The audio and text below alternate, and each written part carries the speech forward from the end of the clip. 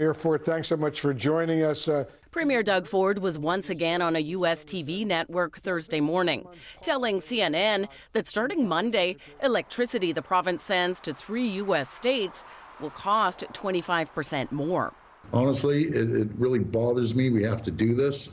I don't want to do this. I want to send more electricity. It'll mean a big price hike for the 1.5 million U.S. customers Ontario supplies with electricity.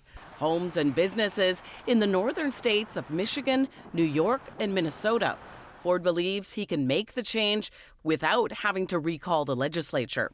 He later told reporters that even if Donald Trump were to put a 1-month pause on tariffs to Canada, the increase would remain in place. He did this before. Remember, he said he'd do it 1 month, 3 days later, a week later, he puts the tariffs on.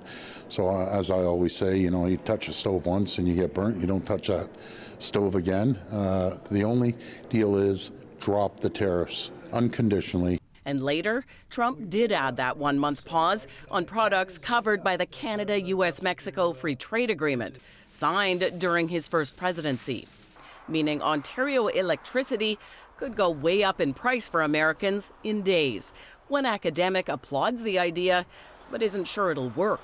Unfortunately, Ontario doesn't have leverage in this space. For the most part, Ontario exports to the United States because it has to.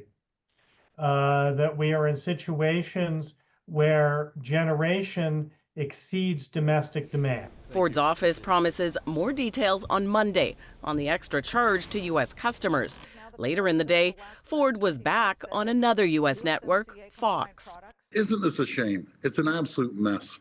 During the interview, the host played an old clip from President Trump after he signed the trade deal with Canada and Mexico. The USMCA is the largest, fairest, most balanced and modern trade agreement ever achieved. Ford then repeated his harsh words for Trump to a U.S. audience, saying he believes the tariffs are not about fentanyl or illegal border crossings. Don't use this as an excuse, because that's all it is an absolute excuse.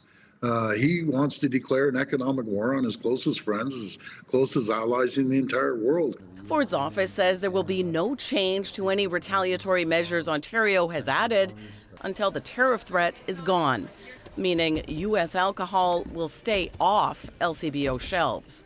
Lorenda, Reddekopp, CBC News, Toronto.